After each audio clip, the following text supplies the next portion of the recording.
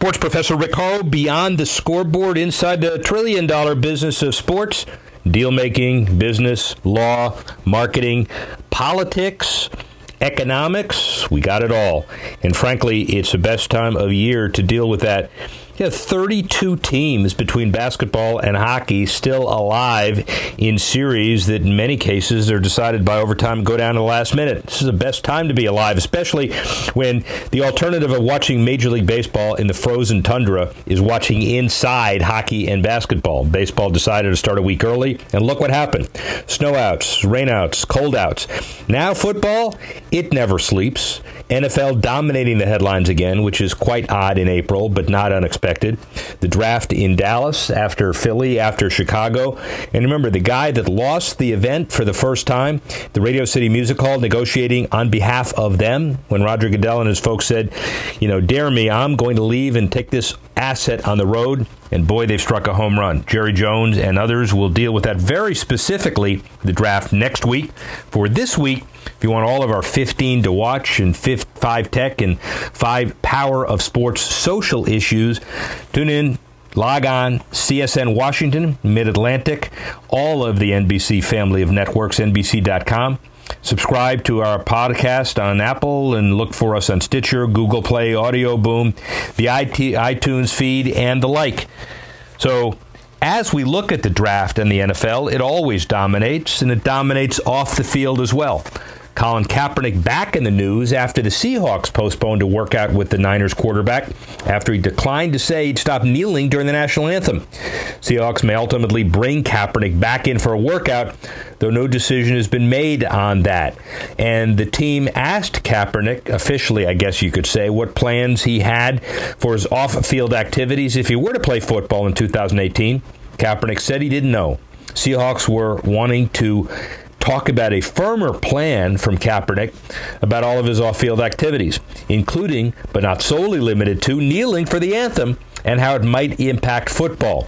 Coach Pete Carroll and EVP John Snyder responsible for deciding on whether or not to bring Kaepernick in for a tryout. And while the Seahawks are among the most progressive teams in the NFL, Kaepernick could still prove to be more of a distraction than the team could afford, especially given the fact that Russell Wilson is number one, and Seahawks have had some off-field issues most recently as well. Well, yeah, that's the NFL there, but how about this? Everybody's talking about Dallas, Tom Brady, going to Qatar. Quarterback, along with his wife, Gisele Bündchen, and their 2 children, visiting Qatar, called Qatar by people who don't know how to pronounce it, as a Best Buddies Global Ambassador. Brady served as an exemplary global ambassador for Best Buddies since 2003, helped bring an even greater awareness to the infinite abilities people with intellectual and developmental disabilities possess, says Anthony Kennedy Shriver, the founder and chairman of CEO of Best Buddies International. Tom's work in Qatar on behalf of Best Buddies will change lives for the better. They currently operate in 50 countries, impact the lives of more than 1.2 million individuals globally, and as part of his role, the 40-year-old will be on hand at Khalifa International Stadium for the launch of a new partnership incorporating individuals with intellectual and developmental disabilities into the organization of the 2022 FIFA World Cup. Good for Tom, and it's good to know that the NFL has some substantial international credibility as we get ready for Dallas and the draft. Very interesting show today as far as sports, law, politics, and the like. Joe Lascesi. He's the chairman of Proskauer, the law firm that has probably done more deals than anybody out there. Jaguars, Astros, Nationals, Jets, Eagles, Chivas, the sales, just to name a few. Clippers, the $2 billion sale there. Expansion franchises, Charlotte, Toronto, Vancouver, Miami, Minnesota, Orlando. He's an old guy, worked with him way back when we did the Miami Heat. Atlanta, Columbus, Nashville, Minnesota, that NHL deal in the 80s and the 90s. The MLS, many of its expansion franchises, construction and arena financing, leagues, teams, owners, college sports, media sponsorship. He has some very specific opinions about the NFL, which is very timely as we have the draft about a week away. Joe Lascesi. Rick Horrow at the Dealmakers in Sports Conference. We've seen commissioners, we've seen industry leaders, but we haven't seen somebody that actually sets the parameters for all of the $1 trillion business to be done. I was trying to find somebody on the way out, but I found him, Joe Lassesi. He's the worldwide, global, intergalactic partner at Proskauer. How are you? I'm doing well, Rick. Nice to see you. Is that the right title? You could have skipped the intergalactic, but the rest of it was all right. Everything is fine. Yeah. Now, they have the best brochure in the business, by the way, and I'm only doing this because I respect the heck out of them. So they have 78 offices in 930 countries, and they have 14,000 lawyers. Is that kind of right? Well, 13 offices and 750 lawyers, but as always, you're very good with math. I'm never good with math. But it is the biggest trend-setting. Joe is humble. He runs the organization. Let's kind of stay high-minded on a couple of big issues in sports today and in the future. First of all, franchise value. So UFC, you brokered a $4 billion deal. You also had personal experience with the Dodgers at over $2 billion, the Clippers for over $2 billion. It's easy to say buy low, sell high. Is there a ceiling? Will there be a ceiling? Is there more of a ceiling with some leagues than others? Where is that now? Look, we think that franchise values are going to continue to increase for several reasons. One, you have a dramatic increase in the size of the global middle class. Middle class incomes usually correlate with spending on sports and entertainment, and that begins to drive a broader and more diverse consumer base for these properties. U.S. properties continue to be the dominant sports properties in the world. Obviously, EPL, La Liga, and others are also extremely important leagues. But as the consumer continues to invest in sports in terms of tickets and television viewing, the value of franchises will continue to increase. You also have, as a result of a lot of macroeconomic forces, more wealthy people than you've ever had. You continue to have very stable debt markets with relatively low interest rates, and the combination of all of those factors will continue to drive franchise values. And more wealthy sports fans, or more wealthy fans who want an asset that will continue to appreciate well beyond what the numbers say. Well, many of the people that we've represented in the last decade since the Great Recession, it used to be before the Great Recession, people were perhaps interested in sports because they had a passion for the game. They wanted to do something that they regarded as fun. Many more of them now are looking at these sports teams as massive wealth diversifications. If you invest in the stock market right now, you've got to worry that it could be down 30 or 40% tomorrow. But sports franchises, even in the 2008 recession, held their value very well. And I think a lot of wealthy people are seeing them as hedges. How much of it is the kind of Mona Lisa effect? There are only 30 of them in the NBA and 31 in the NHL, and there are a lot more people that want them than exist. Look, scarcity value is always drives value. It doesn't matter whether it's classic cars, whether it's pieces of art, whether it's sports franchises, oceanfront real estate. Scarcity is a fundamental driver of value, and so that's one of the other fundamental underpinnings of values in sports. And one of the other fundamental underpinnings, obviously, is the transcendental value of media rights. Everybody says that was it, no more, and then it continues to increase. It's too simple to say where are the media rights going, but what about the Snapchats, Facebooks, Googles? Are they going to be partners with the mainstream media entities for the next set of negotiations? Are they going to diversify and drive the values up? Is it a combination? Yeah, well, look, we were just talking about this with Commissioner Bettman a few minutes ago. In 2021 and 2022, you have some of the most significant sports rights deals in the country coming due at once. Baseball, hockey, and football all have major packages that need to be renewed. And I think it's at that moment, usually about 18 months before they expire, that you see people engaging in a very robust way. And whether it's Facebook or Amazon or Google or Apple or one of the other Silicon Valley type companies, I think you will see one or more of them acquiring a significant package from one or more of those leagues. I think the network model will continue for the next decade after that in harmony with those alternative providers. And then what happens in 2030, I think, will depend upon audiences and technology. We may not be around in 2030. We're not going to ask each other. I'm going to be here. You just got to live cleaner. Yeah, but that affects 2018, not necessarily 2030. Is social media dealt with in a different way? It is in some ways today, but 5-10 years from now, is all of that merged in one process, or is it diverse? I think what I've learned about social media is everything you think you know today changes in 6 weeks as the young people move on to the next platform. I think it will get further integrated with the live telecast. I think sports will still try to navigate that heads down on the device versus the heads up on the game. But I think as this generation of millennials takes hold as the principal portion of the season ticket base and of the television viewer base, they are accustomed to using social media on a moment-by-moment basis, and it's just going to get further integrated into the packages. Globalization, again, it's easy to take the word in one broad context, but one thing that's held, Fox, ESPN, they're transcending, but a lot of the other networks are trying, but they're not moving as fast as they could be globally. The Alibabas are staying there, but coming over as well. Is there a trend in the future now to consolidate and treat media rights more globally? Well, I think that's going to be a function of the Silicon Valley companies, the so-called FANG companies coming into sports. Their audience is global. Facebook's audience is not bordered by national borders. And so those companies, I think, are beginning to see the value on a global basis of rights. I would expect them to ask for a very broad swath of rights when they come to the leagues. The leagues may want to gate them by geography in ways that they're not accustomed to, and that'll be part of the negotiation. But again, I go back to the earlier point. It's the global middle class that's growing, not just the American middle class that's growing, and I think sports rights are going to get disseminated throughout the globe. You use decouching as a segue to talk about facilities. Media, obviously, there's an innate tension no matter what people say. You watch, you're comfortable at home, you're less likely to go to a facility. Yet, facilities are the only place to watch live sports these days. Generally, where are facilities going and the notion of public-private partnerships? If I hear another conversation about no more public money, it flies against the facts. But where do you think it's going broadly? Look, I think public-private partnerships are here to stay. They've been pronounced dead in the 50s, 60s, 70s, and so forth, and they're still here to stay. And if anything, if you look at a lot of the economic development that happens in cities outside of sports, they're still done with public-private partnerships. I think what will be interesting to see is what happens on the inside of those buildings. What's the size? What's the scale? How much is technology integrated? Because in your family room, every consumer electronics company in the world is investing.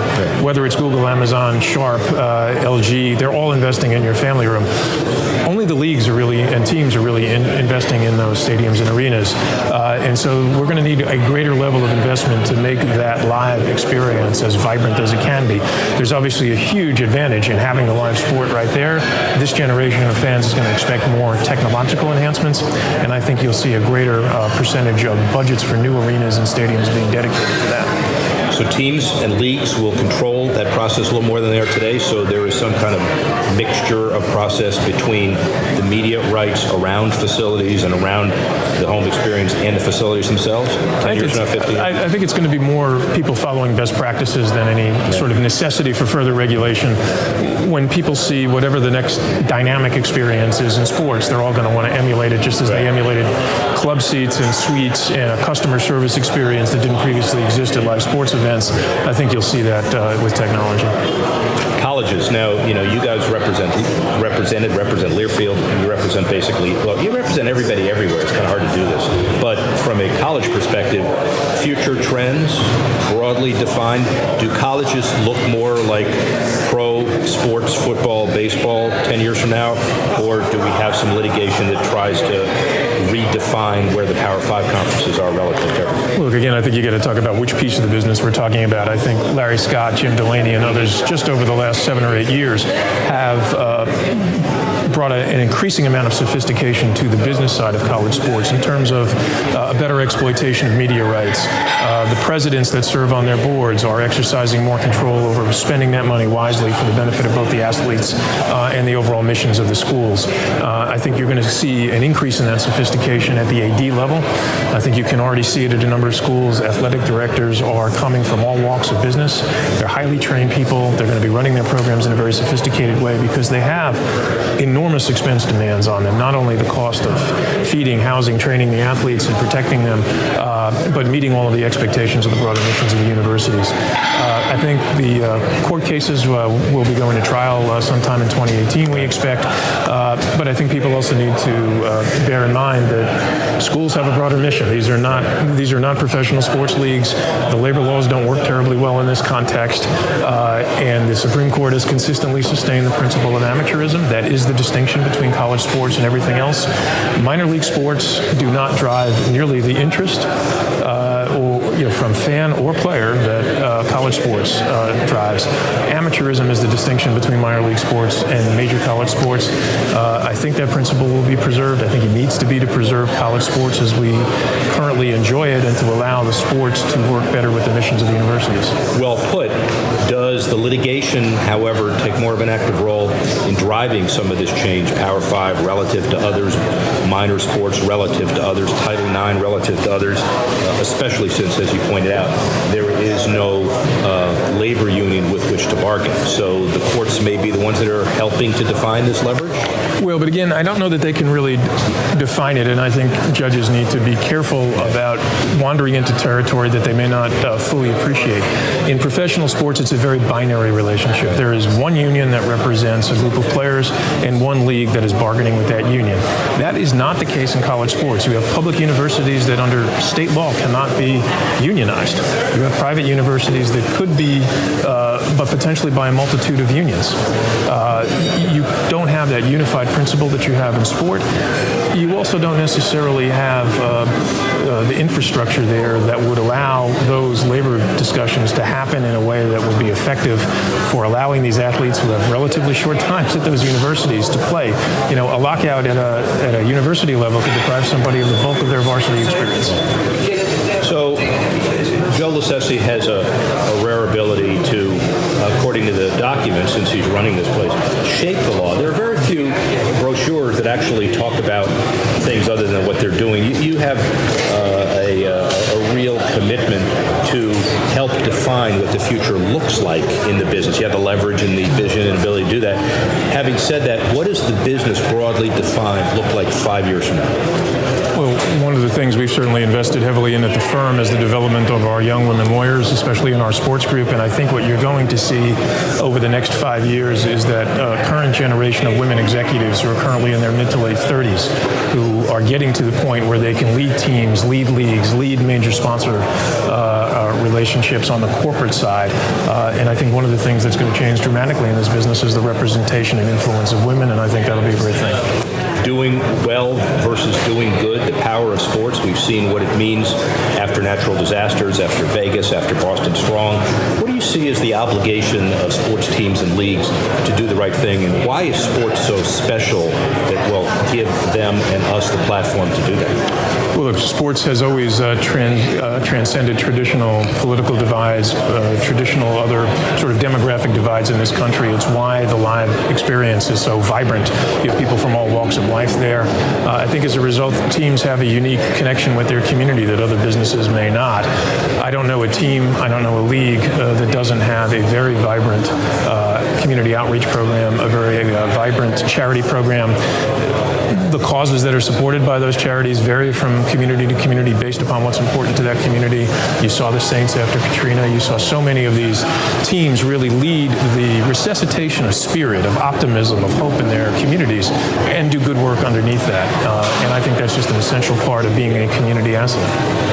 Final question, really important, at least to me, is we've known each other for 30, 40 years. And maybe you've known people that long, I haven't. Yeah, right. And before he was chairman of this esteemed firm, you used to have black hair. What's wrong with you, pal? What happened? I'm always trying to emulate Rick Horrow, so here I am. He used that line before. Thank you, Thank you, my friend. Good to see you. Bye now.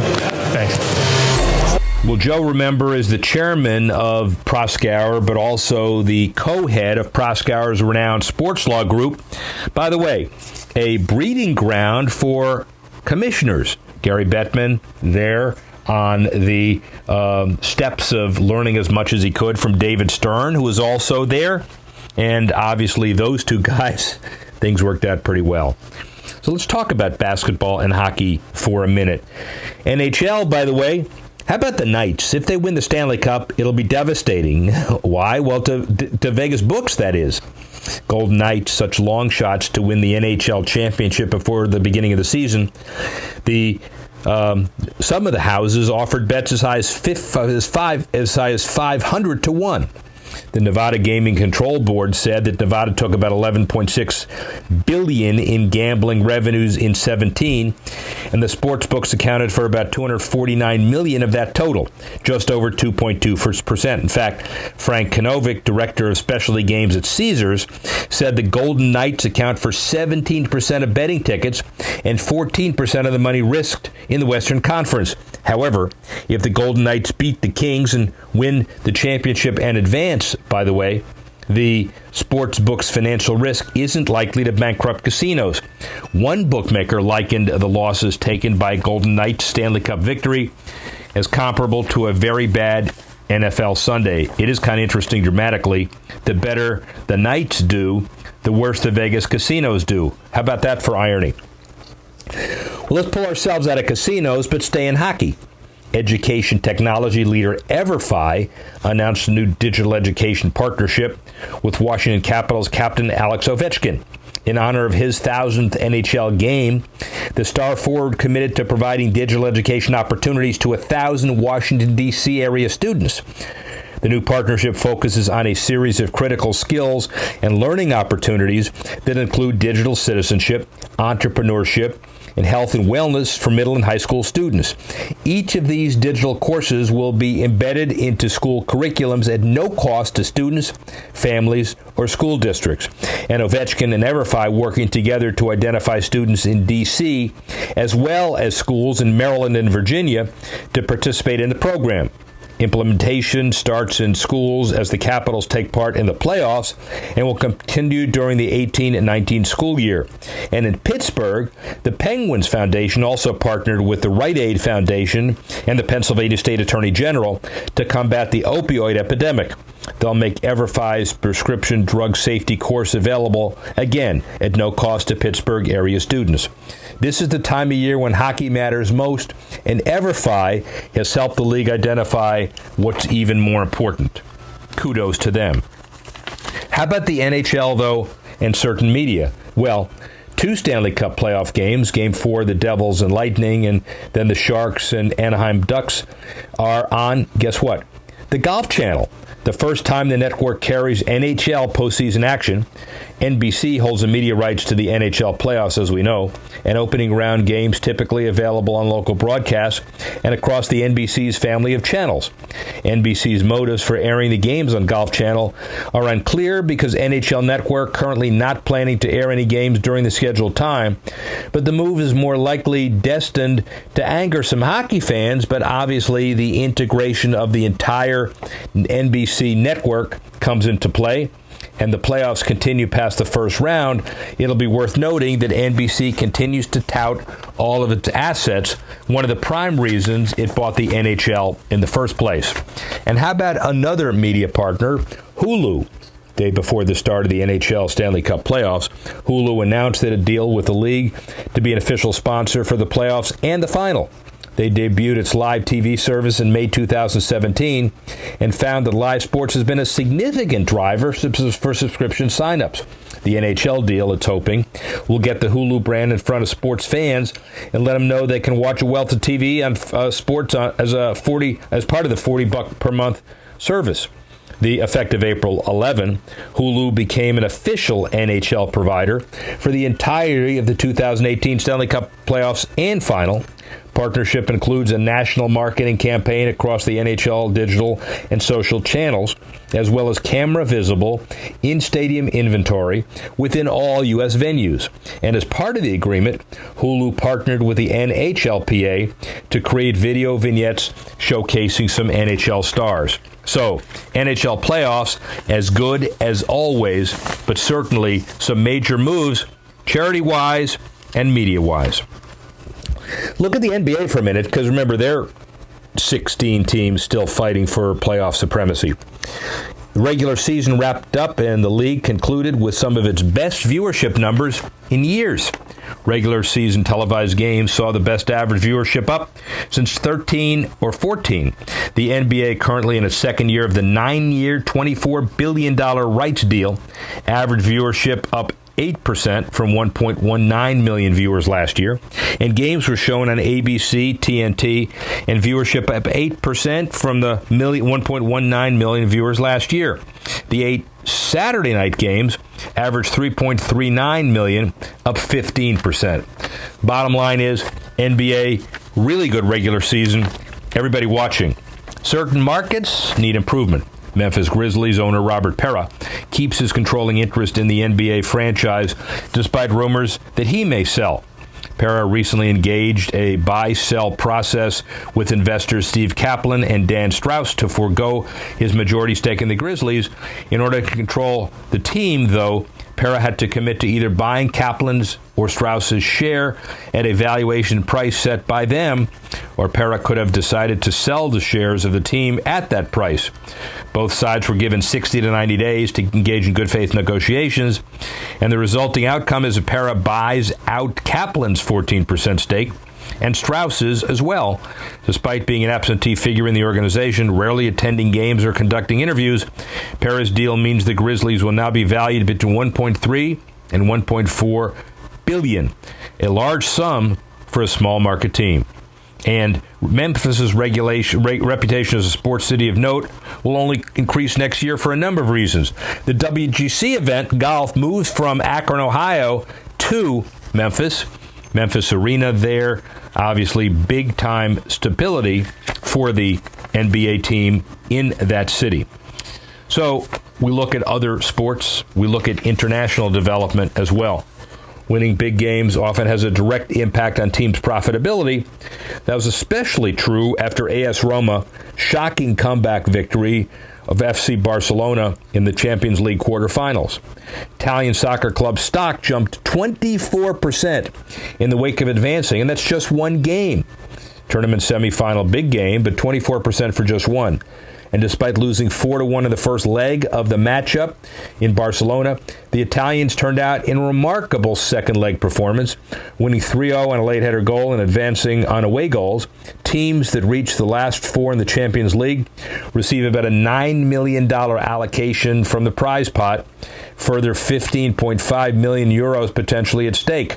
With fellow Italian side and Serie A frontrunner Juventus getting knocked out of the tournament, Roma will profit even more for not having to share their country's television revenue with their league rival. And finally, we talk about the 2024 World Cup and the lead up into it as we're close to the 18 event in Russia, 2022 in Qatar, in 2018 in Russia. And FIFA in the works to add two major international tournaments after teaming up with Saudi Arabia, Chinese, and American investors. The new partnership over 12 years, worth about $25 billion, and is likely to make an already busy global soccer calendar even busier. One of the tournament ideas being floated is an expanded World Cup. FIFA President Gianni Infantino said that he's trying to make 24-team tournament played every 4 years, starting in 2021.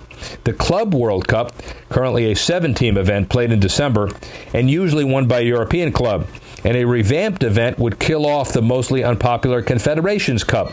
Second tournament idea being floated is the addition of the Nations League, which would become FIFA's second-tier competition, replacing the Confederations Cup. The new events have the potential to secure long-term revenue for many of the 211 FIFA federations who rely heavily on the global governing body for financial support. It appears soccer is now taking a page from pro golf and tennis, creating a prestigious new international event series that encompass more and lucrative markets. Well, good luck to them. They always seem to be creative. Joe Licessi was right. The sports business is no longer just domestic, but is a foreign and global business as well. Well, thank everybody for listening, and thank Joe Licessi for giving us his opinion from Proskauer and beyond. Thank Dan Martin and Tanner Simpkins for helping with this. Next week, the draft. Beyond that, the next major, a tennis major in May, Memorial Day weekend and beyond at the French. Baseball heating up as they continue to heat up even more. We'll focus on Orioles and Nationals as we go forward. And join us next week and beyond when we go Beyond the Scoreboard.